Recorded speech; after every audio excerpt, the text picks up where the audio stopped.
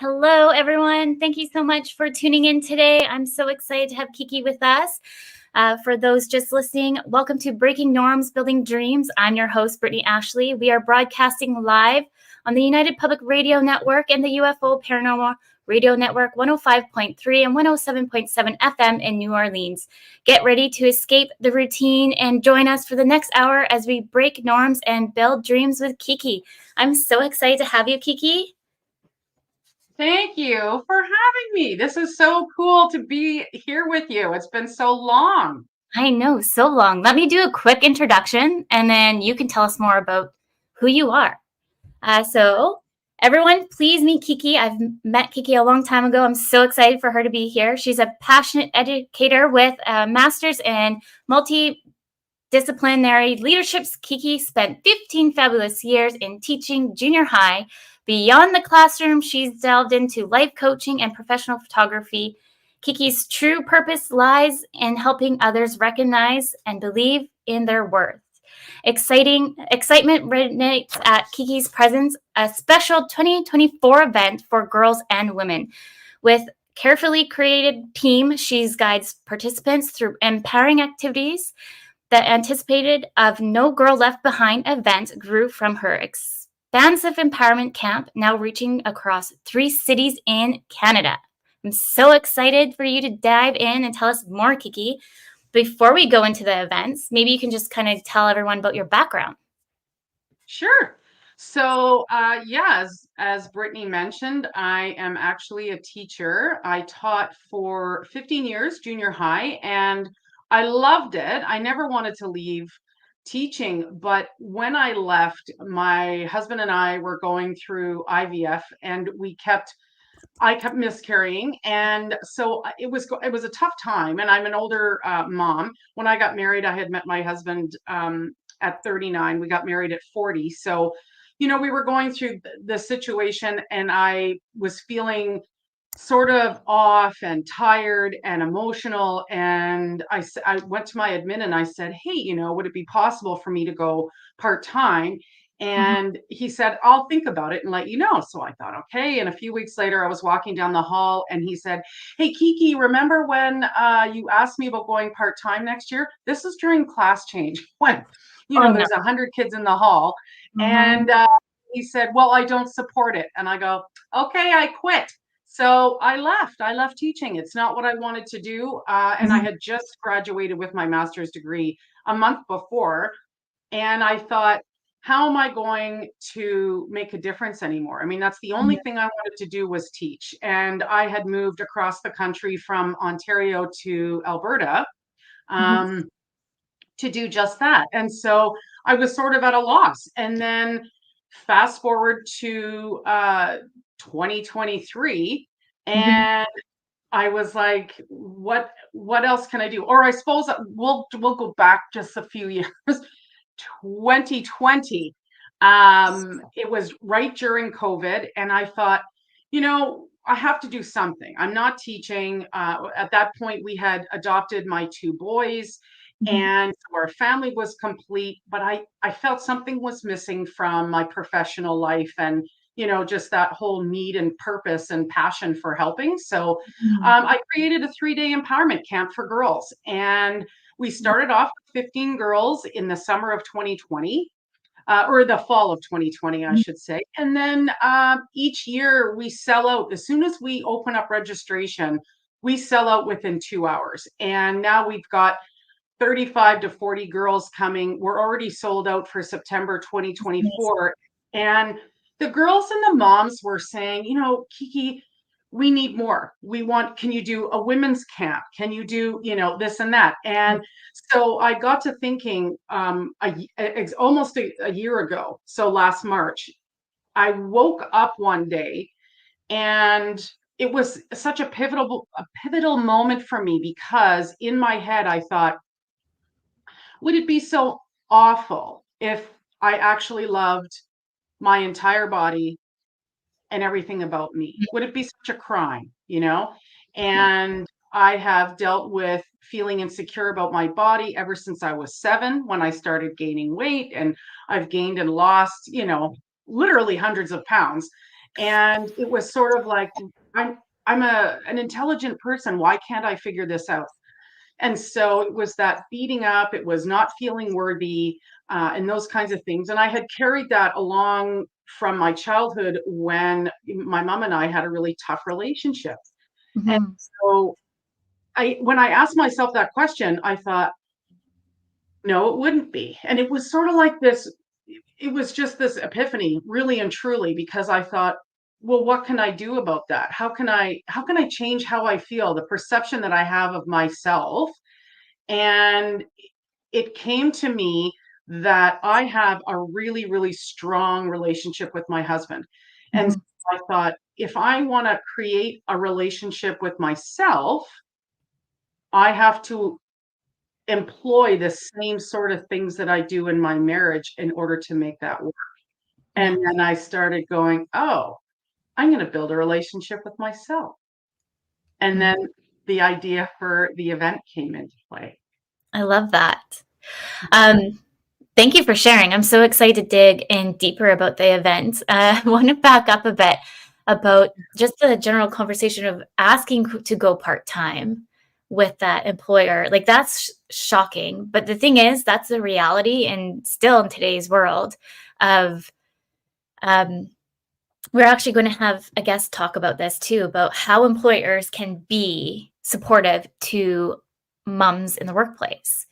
It doesn't matter what kind of fashion, fostering, whichever, they should show up and be there for you and think of ways to be very supportive because it's already a journey in itself. Um, so with that, sorry, there's something that just popped up here, making sure we all stay on live today. I think we're good, guys. But that's the big thing too that I'm finding that as myself as a mom, I went through a lot of things as well, and I knew I would have to struggle with that. And I was like terrified to tell my employer that I was pregnant. Like I just knew like what if I get fired? What if I do all these things? What if like what are the what ifs, right? And the unfortunate thing, we shouldn't have that fear when we are building a family. I don't know, Kiki, if you have some intake on that. Yeah, I think it's ridiculous that you have to tiptoe around that because, and here's the thing, women take on so much. And this is part of the reason why we live our lives small because you're afraid of getting pushback. And I couldn't believe it. I couldn't believe that he said, no, I don't support that. And, in our school district, unfortunately, it's not a blanket rule where you can say, look, I have seniority here. I've been teaching 15 years. I'm at the top of the pay grid. I'm an excellent teacher. I was also, the head of the LA and social department. And, I was missing school because I was depressed. I didn't know what depression was. I didn't even know how it felt because it wasn't me. And I was like, I'm constantly going back and forth to Calgary for these IVF treatments, and a third of our staff was pregnant at the time. Mhm. We had a younger staff, and not one person asked me, Kiki, are you okay? Because you're missing a lot of school. Is everything all right with you? Just wanted to check in, make sure you're like, I'd be bawling in the middle of class. I could not pull it together. And so I just, thank goodness I have a supportive husband. And like I went home that day and I said, hey, I quit today. And he goes, okay, how come? Like, what happened? I told him, and he said, that's totally fine. But thank goodness. I mean, we were in a position where it didn't matter if I wasn't working. You know what I mean? That's not the case with the majority of people who are trying to support their family. And what if she's a single mom or whatever the case may be, right? It's not right. And so in our district, there, like I said, there wasn't like a blanket thing saying, hey, if you want to go part-time, you go part-time. It Mhm. was up to the administration at each school. So Yes. I had to ask basically permission for him to support that. And I had gone behind the scenes. I had talked to a friend of mine who wasn't teaching, but she was going to take over the social aspect. I would continue with LA. And she's like, I'd love that. When you have two part-time teachers, you're Mhm. getting more than 100% of the work, right? And so it would have been to their benefit. And he knew this other teacher quite well too. And it Yeah. really sort of came out of left field for me to not feel that support. And I thought, when I was working at a different school, the principal had said to all of us, if you're not feeling well, Mhm. you don't feel like you have to come to school, because at the end of the day, you're not getting any kind of an award or a medal for showing up. You have to look after yourself first. Mhm. And I thought, well, this is my life. This is my possible family here. And this is what matters. And so I think it's ridiculous that someone has to be, why would you be scared to tell your employer that you're pregnant for fear that you're going to lose your job? I think it's preposterous. Yeah, and that's like I'm hoping we all can start talking about normalizing that because it isn't a common thing. Actually, since I started this business, I'm starting to find so many moms that have like a lot of similarities of being scared about it and all the things. So I just hope we can start creating a safe place for those who are going through the journey. Not just moms, but even dads, because dads take on these roles as well. That I can see like the trend that a lot of more dads want to come in and step into that role. So, uh, Hmm. like my husband came in to support when we had Hudson, the second round, so then I can do the business till building that up. Well, he can take time off on maternity leave, but that's so new, I think, in our generations, because it's normally the woman, right? Yeah. But on that point of all of this journey, it's all about being worthy. So maybe can you dig in more on the kind of different items you bring to the different events for the girls and women? Is it kind of segmented just like a camp then for girls, and then you have something else for the women so the listeners can understand more? Sure. So the camp is different than our event. So the Mhm. camp is run over 3 days, and it's just for girls, 9 to 14, and they stay over for the weekend. And we have lots of different activities and stuff like that going on. Mhm. And I find that it's really, really powerful because when you have like a semi smaller group of girls, we teach each other, we do role playing on how you navigate bullying and how you navigate girl friendships, because those kinds of things really are difficult for girls. Yeah. And girls are physiologically different than boys. So when a girl ends up being angry or upset with another girl, she has to look for validation. So what she does is she goes and tells 5 or 6 other people, and she says, this is what happened. So she needs that reassurance and encouragement from other people. And then it just sort of spreads. And then it just becomes this big, huge issue. And it's like, this is what you need to do in order to make it better. These are the right channels that you're going to take, because boys will just punch the snot out of each other, and then it's over with. Whereas girls will, particularly with social media, they'll get on there and they will bully, bully, bully until you've got girls who are feeling really, really bad about themselves. And Mhm. so that's our camp. But in terms of do you want to know, can I share the event itself and the setup? Yes, sure it all. We got a Okay. while. All right. So, strap your boots on, kids. Here we go. So, okay, so basically, the event itself is held in 3 cities in Canada.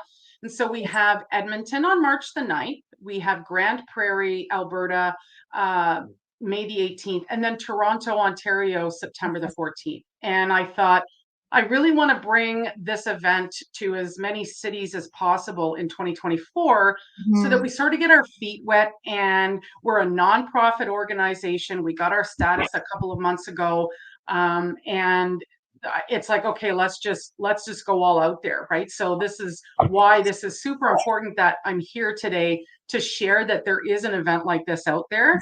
The need for girl and women empowerment is so huge right now.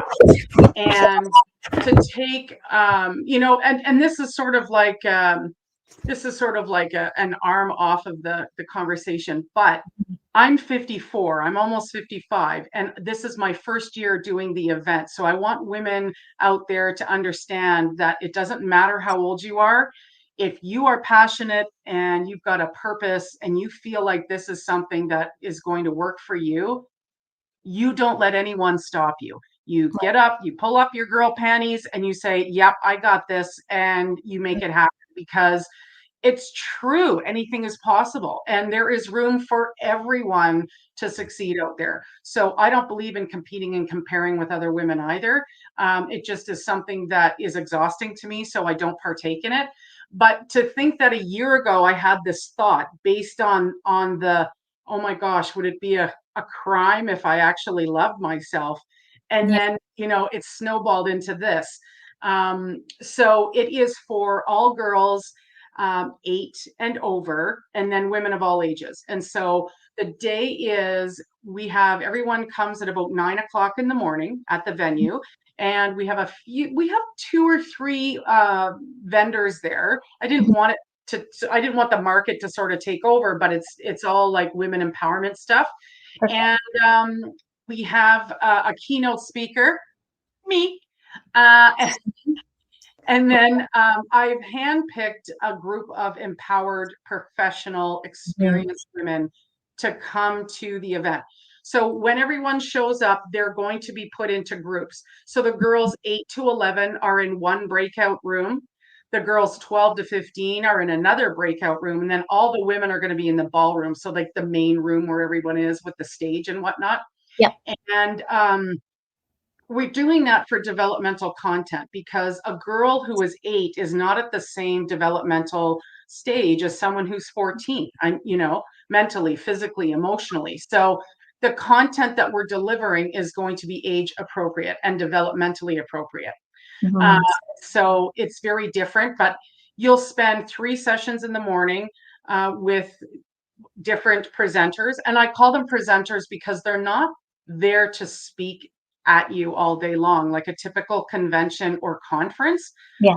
And the reason for that is it's twofold. So I believe that it's really important to share our stories, Mhm. because someone's going to resonate with that, and they're going to hold on to it. However, you're going to forget about those details in time. And while most events and conferences, you're like, woo, this is so good. I feel Yep. so amazing. And 2 weeks later, you're like, yeah, what? And you've lost the fizz. And so what we want to do is, we don't just want to talk about empowerment. We want to show you how to be empowered. Mhm. I was looking, there's millions of hashtags about empowerment. Yeah. And I'm willing to bet that 99% of the people posting those are not empowered women. Mhm. And it's because of all the stuff that we bring to the table, all the things we hold on to, and the perceptions that we have, and believing that we are defined by our experiences, and we're not. We're shaped by those experiences, but Mhm. what defines us is how we choose to respond to those experiences. Yeah. That is what defines us. And Mhm. being empowered is understanding and believing in your own worth. Mhm. And you get that by understanding that you, thank goodness, have a Mhm. choice. You get to choose who you're going to be at any given time. And Yeah. so if you want to redefine who you are, you go right ahead and do that. And you make that decision. You know, it's as simple as telling yourself, I'm not going to have that attachment to that Mhm. feeling or to that experience anymore. Mhm. And so, we have teachers on our empowerment team. We have a registered child psychologist. We have Reiki specialists. We have people that are going to do activities with you. So Mhm. we are going to have you actively participate in your own empowerment, so that you build the relationship with you. And the focus is relationships, and there's 2 relationships that we're taking a look at. The first one is the one with self, which is the most important, obviously, and unfortunately it's the one that's the least exercised, and it's the one that breaks down first, particularly for a woman Mhm. because of social media, society's expectations, generational things, and just what you carry with you, right? And like I said before, women are physiologically different than men. How we feel, how we respond, how we internalize things is a lot different than men. Like we tend to hold on to them, whereas men are like, I'm just going to punch your lights out and then we'll go for a beer and it's done, you know, Yes. whereas women are going to bring that up later. Yes. And so it's that this thing of uh, that the relationship with self, and then the second relationship that we're going to investigate, research, and teach the women about is the Mhm. most complicated and the most influential, which is the one between mother and daughter. And whether you can attend the event with your daughter, you can attend the event whether you have a daughter, or you can attend the event even if you don't have kids, because like I said earlier, we're segregating so that Yeah. you get the experience that we want you to have, and so that you get that out of it. I love that. And I don't think I told you too much about my journey to be a coach as well. As you know, I started my business to help moms work from home. But the more I started working with the moms and the women on my team, a lot of them were just struggling with limiting beliefs, not thinking that they're worthy enough to be paired to a client or worthy enough to even execute on a project. And I was like, this is just like, I interviewed you, you're worthy. What's going on here? And so I went on this whole journey of like also self discovery for myself, why I went into business coaching and then imposter syndrome coaching. And like, I'm still always, my next one that I want to do is resilient coaching and get trained on that and have it all combined together, because I find I can see such a mix when people are building their businesses that they feel like they're not good enough. Uh, they're scared about certain things, like things come up from the past of feeling like they're not worthy and all of the things. So I love what you're doing. I'm so excited to see. I know this is going to be so big. Your plan is to start here in Canada, but you also, I think you mentioned, want to go into the States. I know a lot of our listeners are from the States. So maybe do you have an idea of where you might want to show up next? Well, 2024, like I say, 3 cities in Canada, because that's where we're from. But I've Yes. been talking to people. We've had so many people reach out and say, I would love to be a presenter. You've got to come to the States. And that's always been my plan. So for 2025, we are hoping to, the first place that we were thinking about was Washington. Mhm. And, one of the sort of hurdles for us is the fact that every event that we do is completely sponsored. Mhm. So right now, we have to reach out to possible people who would be interested in sponsoring the event. Yeah. Each event is tens and tens of thousands of dollars. So we have to make sure that we've got all those covered. And being from Canada, I don't know as many people Yes. in the States where it's going to be like, oh, okay, yes, we can believe in this event. And so it is a matter of doing things like this with you, and to let people know that we do exist, because it is so. Uh-oh, what happened here? Can you still hear me, hun? I can. Yeah. Let's see if I just, technical difficulties. Uh, Da, da, maybe the camera, da, da, da, da, la, da, da, da, da, da, da, dee, dee, dee, but a what the live hell's show, wrong? hey? Hi, everyone. Here I am. Almost. No worries. What I was gonna say, really makes you stay on your feet when things like this go awry. Like, oopsie poopsie, what's happening? Do you know what I can do on my end? Do you know what? I've never seen this. I'm selecting buttons, but it won't let me. Um, oh, you're back. That worked. There Hi, we go. how are you? There we go. I I just just pressed one I just button. went for a coffee. I'm back. Just went to Starbucks. Okay. So the thing is, we absolutely want to bring it to the States, because Yes. this is not something, that only exists in one area, No. right? North America is huge. Mhm. We want to make sure that people leave our event understanding what it means to be empowered. So, like going back to the day itself, you arrive, you got the keynote speaker, you have 3 sessions in the morning, a buffet lunch, 3 sessions in the afternoon, a buffet supper, and then we have a dance Mhm. party to finish off the day. And so Cool. our hope is that you have the skills and the tools to understand and know what it means to empower yourself. Because if you create a really strong relationship with yourself, Mhm. you've got that foundation. It's very much like a house. I mean, my next door neighbor's house burned down to the ground. The Mhm. only thing left was the foundation. And Yeah. so then you build on that, right? And Yep. so we have specific questions, specific activities that we're Mhm. doing that will affect everybody differently, which is absolutely magic, in my opinion, because you're not just coming and listening, you're coming and doing. And Yeah. you're like, you know what? Life isn't going to be a smooth ride, right? It just isn't. And so when something comes your way, you're going to have the skills to go, wait a sec, I can sit back here and I need to do, I'm going to calm my brain down and I'm going to calm my nerves down. Mhm. And I'm able to do that with exercises that we're going to not just show you, but you're going to do during the day to practice them. You're going to be, you have the notes with you and you're participating in your own empowerment so that no one else can take it away from you. And that there is no such thing as imposter syndrome because you get to know who you are. Yeah. And the relationship with self, you will walk away going, oh my, like it's so powerful. Mhm. It was the most peaceful thing, right? Like Yeah. there's two profound experiences that I've had in my life.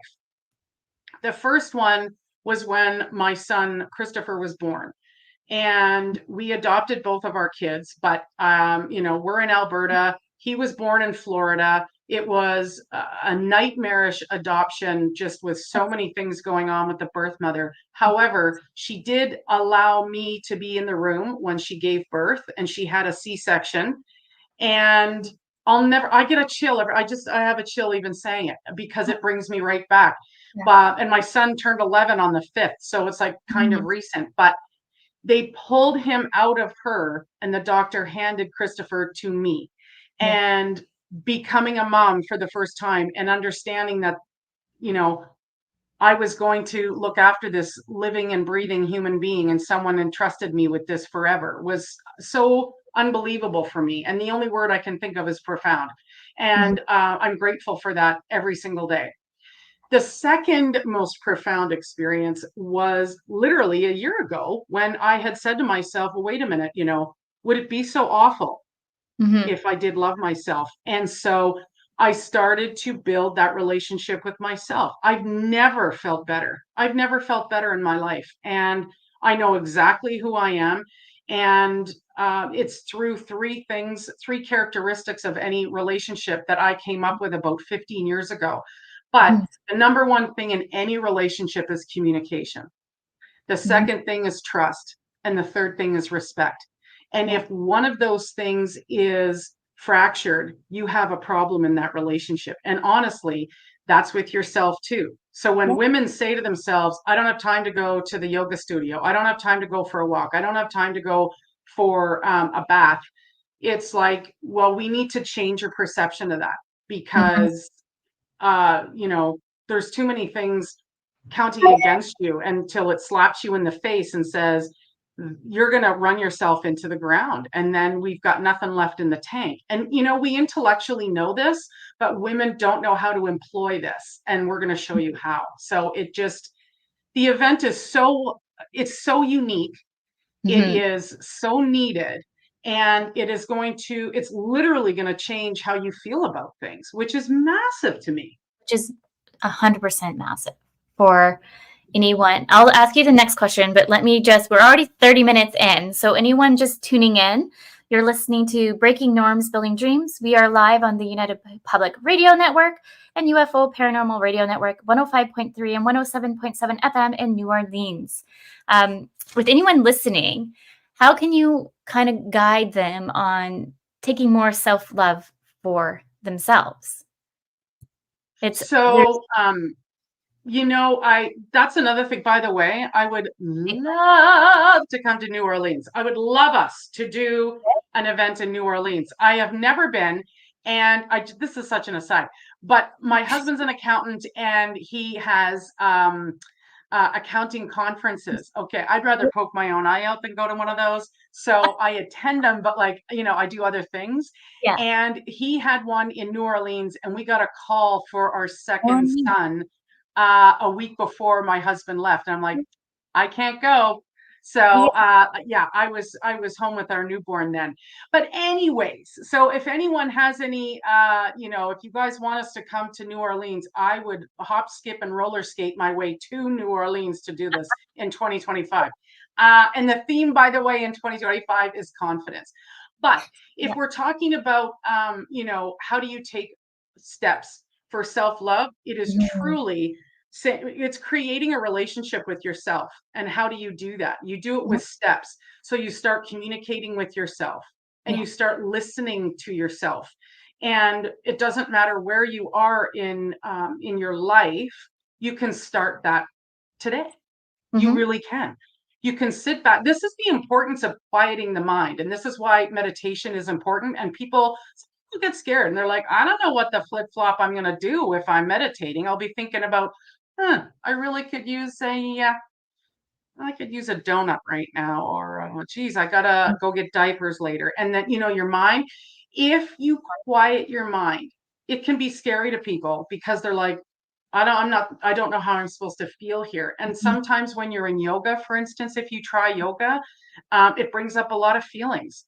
Mhm. It's a process. It really, truly is a process. But if you think about dating somebody, Mhm. um, you have to be cognizant of how do you treat someone that Mhm. you are dating. Well, you want to listen. You want to listen to what they have to say so that you go, I really want to get to know more about this person. Mhm. And if I'm going to tell myself that this week I'm going to get in so many steps, like on my fit tracker or whatever, and then you decide that and then sometimes you self sabotage because you've got these hidden things going on in the back of your head that go, no, I'm not worth taking the time out to do this, and it's not even conscious that you do it. Yeah. Then all of a sudden you're letting yourself down, and then it becomes a self-fulfilling prophecy. Mhm. So would you, if you were dating somebody and you said, yeah, let's go for supper, and you agreed to that, you just didn't show up, well, Yeah. you might do that once or twice and that person's going to drop you. Yeah. And there's one person that you can't escape from, and that's yourself. Yeah. And at the end of the day, throughout the day, the best friend you have in your back pocket is also you. Mhm. And so if you learn, I need to spend more time thinking about these particular things, Mhm. then, and these are all things that we do at the event, and we have after support too, right? So you're leaving with all of this information. That's But amazing. Mhm. then you've got it. And it's a constant thing. You have to work at any relationship, whether you're married for a year, whether you're married for 15 years, whatever. It's that constant evolving because you as a person are evolving. You're learning about yourself. How exciting is this? It's so cool. And like, you know, it's like when you're going out on your first date, you get the little butterflies in your Mhm. stomach and you're like, "Ooh, this is going to be Yeah. fun. I got to be on my best behavior." Is hair number 14 out of place? You want to make sure that when you're dating yourself, you listen and you talk. Self-talk is massive Mhm. because at the if you if when I was talking before about like girls and trying to validate their feelings and with situations, of course you want support from your friends and family. Mhm. Absolutely. We all need that. We're human beings, and we're hardwired for socialization. But if you're going to make a decision, at the end of the day, it's you who makes that decision. You may have some influence from somewhere, but you get to choose. Mhm. You are empowered. That's Mhm. you make the decision, you know? And so you get to choose who you're going to be. You get to choose if you're going to talk about women behind their back. You get to choose if you're going to look at a woman in a bathing suit and judge her. Mhm. You do. Yep. And and we talk about relationships, the dynamic of women relationships too. Mhm. And how there's lots of business coaches out there. There's an example, and people just are popping up going, "Yep, I'm a business coach. I can coach," and it's a very difficult profession to be in. Number one, because there's not a lot of guidelines, and anyone and their Tweety bird can show up and go, "I'm a business coach," and it's sort of like, no, you need to have some experience. You need to have some education on that so that you're an effective business coach, because you will fail and then you'll think, oh, I guess, this is something that, and then that's when you get the imposter syndrome, because you really haven't, you're not up to code with what you need to do. It's like going Mhm. into an interview ill prepared. You Yeah. go in there prepared. So when you're dating yourself, you get to figure out, what is it that I want to do? Am I a yoga person? Am I someone who needs fresh air? Am I someone who needs to go for a drive? That's what you get to learn about yourself, because so often women are lost Mhm. in the day-to-day life, the minutia of what is going on, whether you're a mother or not. Mhm. I have many single friends who've never been married and don't have kids, but they have responsibilities, whether it's to their aging parents, whether it's to their dogs and cats, Mhm. their friends, whatever the case may be. They still don't know exactly who they are. And that's what this is about. So that if a tornado comes along and starts to shake your house down, you are Mhm. still standing at the end of the day, Yeah. because you have built that relationship and the foundation on your own. No, I love that. And also too, like my husband and I have been together, you stop counting after. Like we're going to be going on 9 years married. And so I Yeah. think I want to say we were together at least 15 years, 17. I don't even know. You stop counting, right? But at the end of the day, we were very young when we got together. And I'm always just like, I'm like, we're evolving and finding each other out too, how we're different, especially with kids now. Like, what do I Yeah. like to do? Because you put the kids first, or sometimes forget to go on like those dates, but those are very important. So trying to like, I don't know, Kiki, I like to take a step back and one, try to give myself grace and give everybody else grace, and ask more curious questions than just assume, because we just don't know what's going on behind closed doors. And I Yeah. feel like we're very sometimes we a lot of people just go right into judgment mode, where let's try to change the mind frame of, oh, you couldn't drop the kid off. I'm just using this as an example. Why couldn't you drop the kid off at this time? Instead of going right into aggression mode of, you Yeah. should have been here at 8. Why are you That's not? communication, right? And Ex- so how you're communicating has to do with respect as well. Mhm. Yes. Is that a respectful way to be speaking to my life partner? And you give everyone gets frustrated, and kids, and you think about going on date nights, but you're so tired. It's like, okay, so date night means the two kids are in bed, I got my flip-flops on and my cozies, we're going to sit on the couch and watch a movie, and we're going to be closer than 5 feet away from each other. Yes.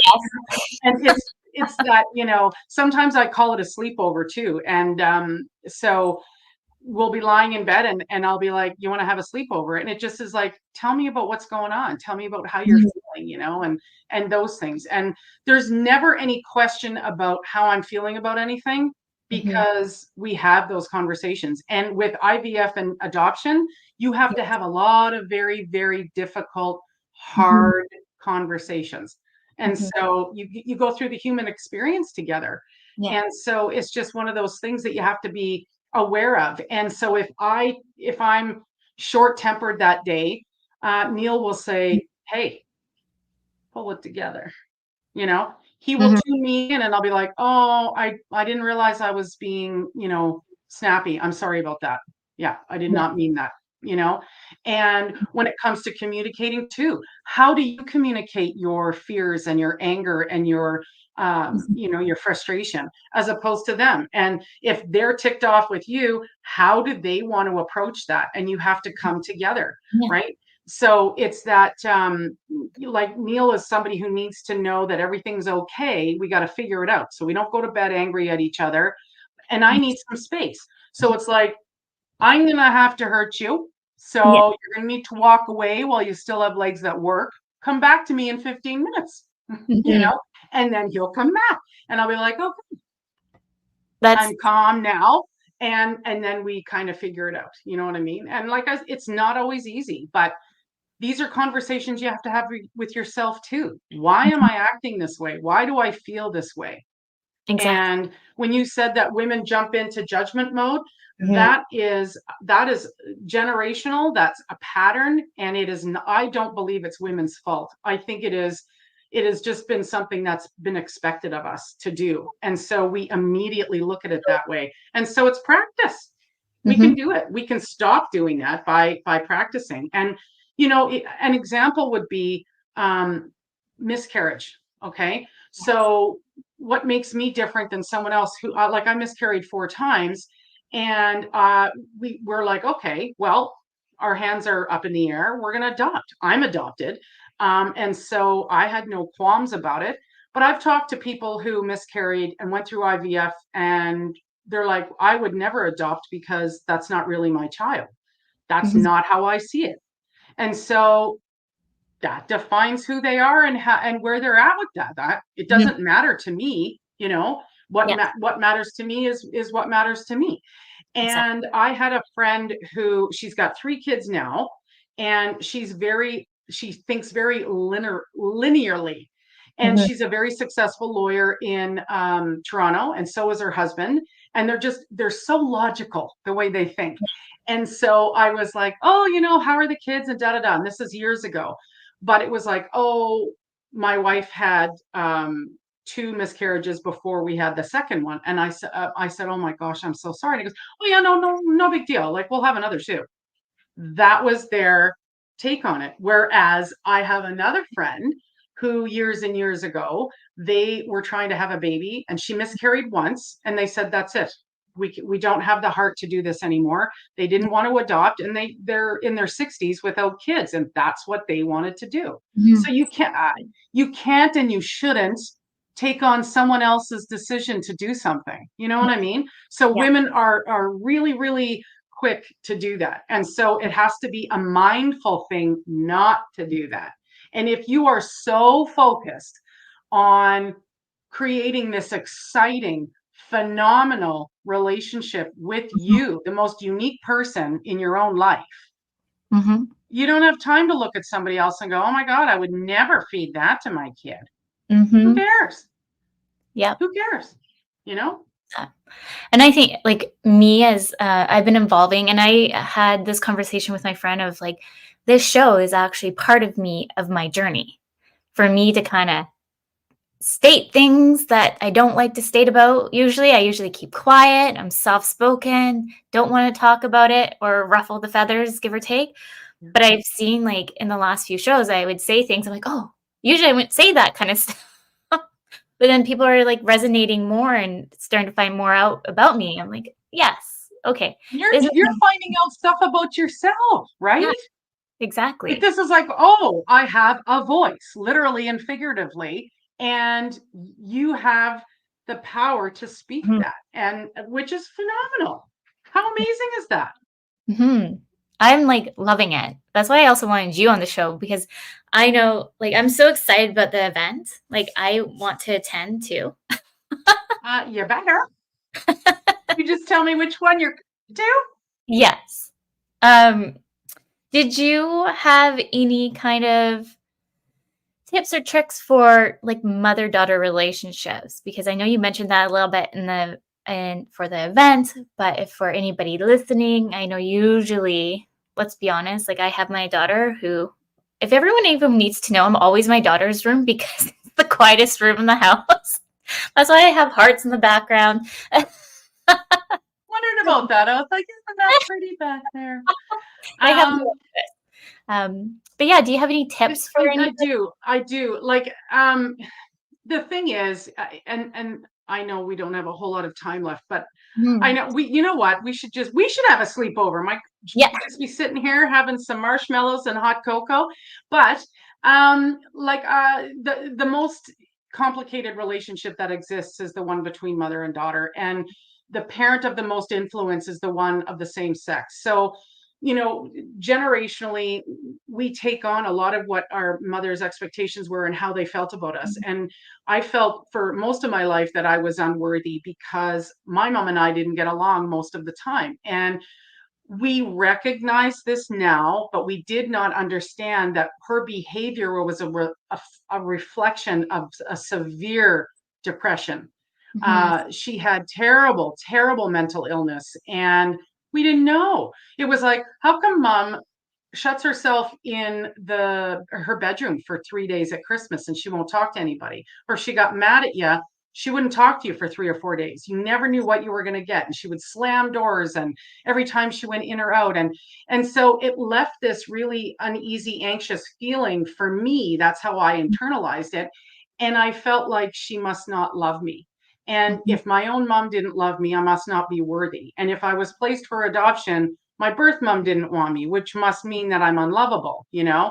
Yeah. And so unconsciously, I carried that throughout my life.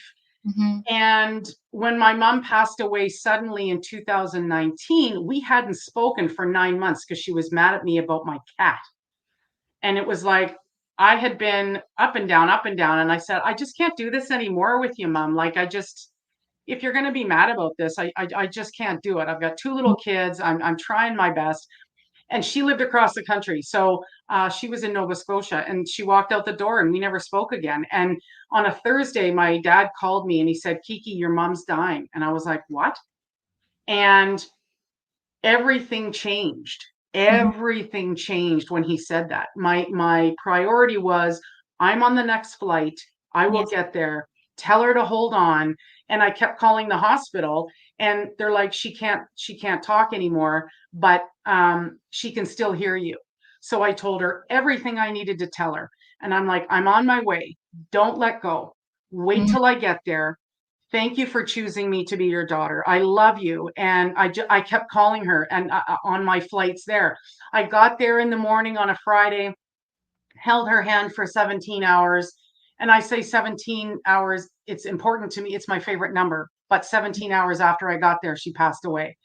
Mhm. And she passed away just after midnight, and on her 82nd. I'm just chilling up here talking about it. But um, she died on her 82nd birthday, and she held on. And the nurse said, she heard you. Mhm. She held on for you. And I thought, oh my, it was that perception change. And I Mhm. thought, my mom did love me. She didn't know how to love me. And she didn't know how to love me the way I wanted to be loved. Mhm. And that wasn't her fault, because she never took meds for it or anything like that. But she fought to stay alive until I got there. And it was like, so my whole relationship with her has changed. Even though she's gone, I understand the difficulty in these relationships. And Mhm. so in our event, moms are going to be writing letters to their daughters. If Mhm. they don't have a daughter, they're going to be writing a letter to their mom, and with pointed questions. So I'm not going to give you a piece of paper and say, write a letter to your mom, because that's like giving someone a journal and saying, here you go, journal. But a lot of Mhm. people don't know what it is they want to say. Yep. Right? So Mhm. that's what part of this is. And then if a mom and a daughter come to our event, they'll be doing letters individually, and then they can come together and read the letters to each other and have that safe space to say, this is how I feel when you say this. This is how I feel when you do that. This is what I wish we could do more of, you know. Mhm. And it gives accountability on both ends, but it Yeah. gives you that, oh my goodness, right? Like, the daughter can choose to read to her mother and vice versa, or you can hand that letter to the other person and have them read it, and then say, okay, how can we work on this? Again, it is something that you have to be conscious about. Yeah. That's so powerful. No, I like that. I think a lot of mother-daughter dynamics will kind of overcome a lot, that writing things out is so much more powerful than you think, but Oh, you have to figure huge. out how to do it, Yeah. because I used to journal a long time ago when I was younger, and just trying to even think of like how to even start doing it. Now I'm like, oh my goodness. But my thing is, I have dyslexia, and so I get caught up in spelling things wrong, or I get caught up in, oh, I don't think that's right. So I stopped journaling because of that. I don't. Okay. So finding like what might work better. I'm just saying for myself would be like maybe like a voice journal, more or less, I was right? just gonna suggest that. And Right. also to let you know, um, your journal is you, and there's no judgment there. Mm-hmm. So allow yourself, Brittany, the grace to make a spelling error and not beat yourself up about it, Mm-hmm. you know? Yeah. And you don't want to do it if it's going to cause you anxiety, but that's something to take into consideration too. And Mm-hmm. just be like, it's okay if I have a spelling error, and it's okay if I didn't see that, because this is me, and that's okay, you Yes. know? I just Yeah. want to hug you right now. Air hug through the. Oh, that's great. I love that. I seriously want to come to one of your events. I know I will. Um, One last question because I'm just watching the time here. Do you think that a lot of women kind of go through limiting beliefs and or imposter syndrome? Do I think that? Hmm. Oh, I sure do. I know that. Yeah. Absolutely. I think people, a lot of people think, oh, I should fake it till I make it. I don't think that's the answer. I really don't. And when you, and this is why we need something like this, right? We have to teach. And once you build that relationship, you have so much more confidence, and you understand your own worth and what it is that you have to offer. And I think a lot of people are stuck in the wrong business. I think people go, oh, I taught this one girl who's she's an adult now, and she's like, oh yeah, I'm doing this, and it's MLM, so multi-level marketing, and I'm Yes. like, this is not for you. This is what you should be doing. I see you doing this because of your the power, the passion, and your intelligence, and how you do that. And she's like, oh, I'm just not ready to do that. And she's been spinning her wheels for about 8 years. And and she has this imposter syndrome. And the reason people have imposter syndrome is, one, they don't believe in themselves, and two, they're in the wrong thing. Mm-hmm. When you are in the right venue, you're in the right space, Mm-hmm. there is no wrong answer, there is no imposter syndrome, you know what I mean? I go to bed at night thinking about this event and how I'm going to address people and how it's going to be and how it's going to feel, and that, and because it came to me, literally came to me, and it was Mm-hmm. like, okay, I know this is what I'm supposed to be doing. I still substitute teach, which is cool because but this is something that I know is going to have an impact. And this is another thing, when you get to know who you are, you're like, is this what I want to do? Mm. Yeah. And you can change your path at any given time. 100%. Putting down boundaries, you start to understand the boundaries that you want to lay down, the foundation. For imposter syndrome for myself, it was really kind of looking at the inner of like, why am I having these thoughts?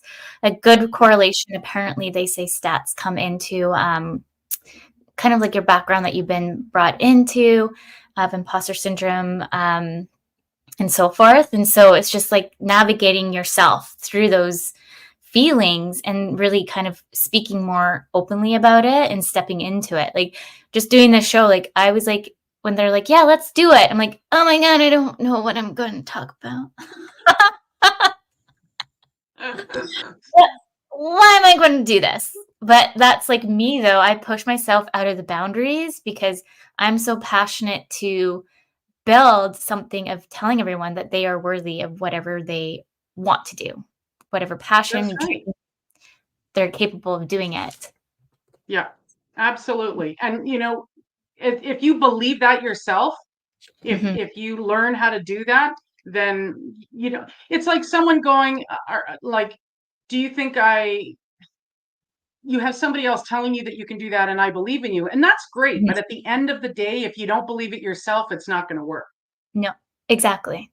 And that's like the part of my passion that shows up. It's I'm so determined to do this. I'm going to let go of that fear and step into it and just Good for enjoy you. the ride. Yeah, good for you. Take the bull by the horns and run with it. I love that. That's Yeah. huge. That's huge. Yeah.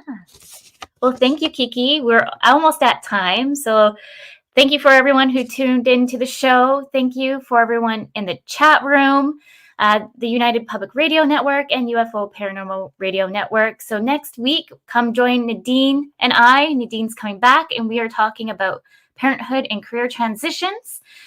So with that, until next week, remember your journey is unique and your worth is unquestionable. Thank you so much, Kiki. Oh, thank you, Brittney. And thanks everyone for tuning in.